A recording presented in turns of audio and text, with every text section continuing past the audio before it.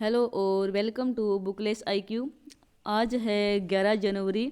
तो 11 जनवरी से रिलेटेड जितने भी मोस्ट इम्पोर्टेंट करंट अफेयर्स हैं उनको हम डिस्कस करेंगे और इसके साथ साथ ही हम कुछ एक्स्ट्रा फैक्ट है वो भी जानेंगे। तो बढ़ते हैं सबसे पहले क्वेश्चन के तरफ। तो सबसे पहला क्वेश्चन है हमारा कि विश्व हिंदी दिवस कब मनाया गया है। तो इसका सही आंसर होगा 10 जनवरी। तो 10 जनवरी को ही विश्व हिंदी दिवस है ये मनाया गया है। ये विश्व हिंदी दिवस जो है ये क्यों मनाया गया है, क्योंकि 10 जनवरी को ही 1975 को ये जो दिवस है ये नागपुर में इसका सम्मेलन हुआ था और इसी दिन ही ये विश्व हिंदी दिवस वर्षगांठ के रूप में मनाया जाता है। और ये विश्व हिंदी दिवस है ये हर साल 10 जनवरी को मनाया जाता है और यह पहली बार 2006 में प्रधानमंत्री डॉक्टर मनमोहन सिंह के द्वारा ही मनाया गया था और इसका उद्घाटन जो है वो प्रधानमंत्री इंदिरा गांधी ने नागपुर में किया। तो इसीलिए नागपुर में ही ये हिंदी दिवस है ये मनाया जाता है। बढ़ते हैं नेक्स्ट क्वेश्चन की तरफ। नेक्स्ट है कि किस राज्य में प्रधानमंत्री नरेंद्र मोदी ने विज्ञान प्रौद्योगिकी और नवाचार सलाहकार परिषद की स्थापना की सिफारिश की है। तो इसका सही आंसर होगा ऑप्शन डी यानी कि उपयुक्त सभी। तो हैदराबाद, बेंगलुरु, दिल्ली और पुणे, इन चार जो शहर है इसमें प्रधानमंत्री नरेंद्र मोदी ने विज्ञान प्रौद्योगिकी और नवाचार से संबंधित परिषद है इनकी स्थापना करी है पीएम मोदी ने। बढ़ते हैं नेक्स्ट क्वेश्चन की तरफ। नेक्स्ट है कि भारत मूल की कौन सी महिला जो बाइडेन के प्रशासन में उच्च सचिव के रूप में नामित की गई है। तो इसका सही आंसर होगा सबरीना सिंह यानी कि ऑप्शन सी। तो सबरीना सिंह एक भारतीय मूल की महिला है जिसको जो बाइडेन के प्रशासन में उच्च सचिव के रूप में नामित किया गया है। और भारतीय अमेरिकी महिला सबरीना सिंह जो कि जो बाइडेन प्रशासन में व्हाइट हाउस में एक प्रेस सचिव के रूप में काम करेगी और इन्होंने पहले भी डेमोक्रेटिक नेशनल कमेटी के लिए डिप्टी कंपनी डायरेक्टर के तौर पर हिलेरी क्लिंटन के 2016 के राष्ट्रपति अभियान पर भी इन्होंने संचार निदेशक के रूप में काम किया है। बढ़ते हैं नेक्स्ट क्वेश्चन की तरफ। तो नेक्स्ट है हमारा कि कौन से राज्य में भ्रमण सारथी योजना के तहत महिला और वरिष्ठ नागरिकों को मुफ्त सेवा के लिए 25 गुलाबी बसों को हरी झंडी दिखाई है। तो इसका सही आंसर होगा ऑप्शन सी यानी कि असम। तो असम राज्य की सरकार ने ही ये एक असम राज्य में एक भ्रमण सारथी योजना है वो शुरू की गई है। इस योजना के तहत इन्होंने 25 जो गुलाबी बसों हैं इसको हरी झंडी दिखा करके महिला और वरिष्ठ नागरिकों को मुफ्त सेवा है वो प्रदान की जाएगी। इस योजना के तहत इन्होंने ये रखा है कि इसमें कोई भी महिला हो या फिर कोई वरिष्ठ नागरिक हो इसको मुफ्त सेवा है वो उपलब्ध की जाएगी। ये जो योजना है ये असम के गुवाहाटी से शुरू हो जाएगी जिसका नाम है भ्रमण योजना और इसका उद्घाटन है वो मुख्यमंत्री सर्बानंद सोनोवाल करेंगे। बढ़ते हैं नेक्स्ट क्वेश्चन की तरफ। तो नेक्स्ट है कि किस तारीख को भारत का टीकाकरण अभियान कोरोना वायरस के खिलाफ विश्व का सबसे बड़ा टीकाकरण अभियान शुरू होगा। तो इसका सही आंसर होगा 12 जनवरी। तो 12 जनवरी को ही भारत है वो विश्व का सबसे बड़ा टीकाकरण अभियान है वो शुरू करने जा रहा है और इस अभियान के तहत 50 वर्ष से अधिक आयु के लोग और उनकी सह रुग्णता वाले 50 वर्ष से कम आयु की आबादी का टीकाकरण होगा और इस अभियान में अनुमानित लोगों की जो संख्या है वो 27 करोड़ है। इस क्वेश्चन से आपको इतनी ही जानकारी मिलती है। बढ़ते हैं नेक्स्ट क्वेश्चन की तरफ। तो नेक्स्ट है कि निम्नलिखित में से किसने नासा के द्वारा एक ऐप आयोजित किया गया है जिसका नाम है Artemis next general team moon ये डेवलपमेंट चेंज के विजेता है वो कौन रहे हैं। तो इसका सही आंसर होगा आर्यन जैन यानी कि ऑप्शन सी है वो यहाँ पर करेक्ट होगा। तो आर्यन जैन है ये Artemis next general team moon development challenge के विजेता रहे हैं। और जो आर्यन मून है ये एक हरियाणा का छात्र है जो कि गुरुग्राम में रहने वाले हैं और ये सन सिटी स्कूल में पढ़े हुए हैं और इन्होंने अमेरिका के 6 हाई स्कूल के छात्रों के साथ मिलकर के ये जो टेक्नोलॉजी है यानी कि ऐप है ये विकसित किया है। और इन्होंने नासा के आर्टेमिस टेक्स जनरल स्ट्रीम मोटू मार्च ऐप डेवलपमेंट चैलेंज के विजेता भी बने हैं। इस क्वेश्चन से आपको इतनी ही जानकारी मिलती है। बढ़ते हैं नेक्स्ट क्वेश्चन की तरफ। तो नेक्स्ट है हमारा कि एस के अब्दुल कलाम किस क्षेत्र से संबंधित है। तो इसका सही आंसर होगा राजनेता। तो एस के अब्दुल कलाम जो है ये राजनेता से संबंधित है। ये चर्चा में क्यों रहे हैं तो फ्रेंड्स मैं आपको बता देती हूँ कि एस के अब्दुल कलाम जो है ये AIMIM तृणमूल के कांग्रेस में ये शामिल हुए हैं और साथ ही ये जो TMC है इसमें भी शामिल हुए हैं। और इसके साथ साथ इसके अनुयायी पार्टी के वरिष्ठ नेता और राज्य मंत्री चंद्रमा भट्टाचार्य की उपस्थिति भी होगी। नेक्स्ट क्वेश्चन है, आंध्र प्रदेश राज्य सड़क परिवहन निगम में लग्जरी बस सुविधा चलाने का निर्णय किस शहर से लिया गया है। तो इसका सही आंसर होगा विजयवाड़ा। तो विजयवाड़ा जो कि एक आंध्र प्रदेश की राजधानी है। यह योजना जो है ये आंध्र प्रदेश के विजयवाड़ा और इसके साथ ही एक और शहर आंध्र प्रदेश का हैदराबाद, ये दोनों है वो संयुक्त रूप से सड़क परिवहन निगम में लग्जरी बस सुविधा है ये शुरू करेंगे। नेक्स्ट है हमारा कि इनमें से कौन सी एजेंसी ने अडेल प्लेटफॉर्म को लॉन्च किया है। तो इसका सही आंसर होगा वाडा, यानी कि वाडा एजेंसी ने ही अडेल प्लेटफॉर्म को लॉन्च किया है। बात करें वाडा की तो वाडा की फुल फॉर्म है वर्ल्ड एंटी डोपिंग एजेंसी।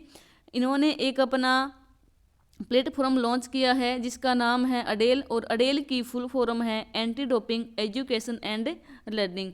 वाडा का मुख्यालय यानी कि हेडक्वार्टर है कनाडा के मॉन्ट्रियल शहर में और वाडा के ब्रांड एम्बेसडर है सुनील सेठी। इसे भी आप याद रखें। बढ़ते हैं नेक्स्ट क्वेश्चन की तरफ। तो नेक्स्ट है हमारा कि किस राज्य में सिनेमा हॉल 100% ऑक्यूपेशन अनुमति दी गई है। तो इसका सही आंसर होगा पश्चिम बंगाल। तो पश्चिम बंगाल में ही सिनेमा हॉल 100% ऑक्यूपेशन की अनुमति है वो दी गई है। और पश्चिम बंगाल की मुख्यमंत्री ममता बनर्जी ने ही राज्य में सिनेमा हॉल ऑक्यूपेशन 100% की मंजूरी है वो दे दी है। और इस कार्यक्रम में अभिनेता है ये शाहरुख खान भाग लेंगे। और ये जो महोत्सव है ये कोलकाता में 1995 से आयोजित हो रहा है और अब की बार इस जो कार्यक्रम में भाग लेंगे शाहरुख खान। बढ़ते हैं नेक्स्ट क्वेश्चन की तरफ। तो नेक्स्ट है कि टाटा प्लान के तहत अपने ई-कॉमर्स वेंचर टाटा क्लिक पर कितने करोड़ रुपए की निवेश राशि की योजना बनाई है। तो इसका सही आंसर होगा 3500 करोड़। तो 3500 करोड़ राशि है ये टाटा प्लान के तहत टाटा क्लिक पर खर्च किए जाएंगे। बढ़ते हैं नेक्स्ट क्वेश्चन की तरफ। नेक्स्ट है कि कोविड-19 संकट की वजह से राजस्व संग्रह में मॉडरेशन के कारण चालू वित्त वर्ष के लिए भारत का राजकोषीय घाटा सकल घरेलू उत्पाद का लगभग कितने प्रतिशत होने की उम्मीद है। तो इसका सही आंसर होगा 7.5%। तो 7.5% है ये राजकोषीय घाटा जो कि सकल घरेलू उत्पाद का 7.5% है ये हो जाएगा, वो भी कोविड-19 की वजह से। नेक्स्ट है वेरी इंपॉर्टेंट है फ्रेंड परीक्षा की दृष्टि से। तो नवंबर 2021 में यूके के प्रधानमंत्री बोरिस जॉनसन के मंत्रिमंडल के ही व्यक्ति है जो कि भारतीय मूल के हैं। इन्होंने COP26 की अध्यक्षता करेंगे ये। तो इनका नाम क्या है। तो इसका सही आंसर होगा आलोक शर्मा। तो आलोक शर्मा जो है ये COP26 की अध्यक्षता करेंगे। ये आलोक शर्मा जो है ये एक भारतीय मूल के व्यक्ति हैं और ये बोरिस जॉनसन के मंत्रिमंडल की अध्यक्षता में से एक है। और COP25 की अगर हम बात करें तो COP25 का जो सम्मेलन है ये स्पेन के मैड्रिड में हुआ था। इसे भी आप याद रखें। बढ़ते हैं नेक्स्ट क्वेश्चन की तरफ। तो नेक्स्ट है कि कौन से दिन राष्ट्रीय युवा संसद महोत्सव आयोजित किया जाएगा।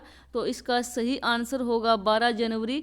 तो 12 जनवरी को ही राष्ट्रीय युवा संसद महोत्सव है ये आयोजित किया जाएगा, क्योंकि 12 जनवरी को ही स्वामी विवेकानंद का जन्मदिन के उपलक्ष्य में ही ये युवा महोत्सव है ये आयोजित किया जाएगा।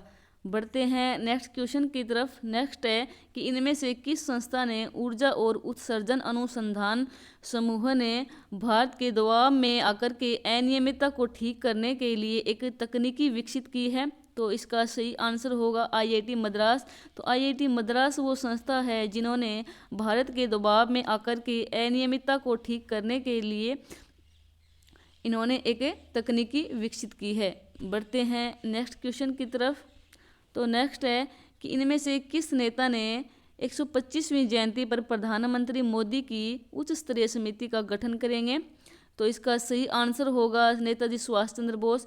फ्रेंड्स, मैं आपको बता देती हूँ कि अब की बार 125वीं जयंती है नेताजी सुभाष चंद्र बोस की, जो कि प्रधानमंत्री नरेंद्र मोदी है इनकी जयंती के उपलक्ष्य में एक उच्च स्तरीय समिति का गठन करेंगे।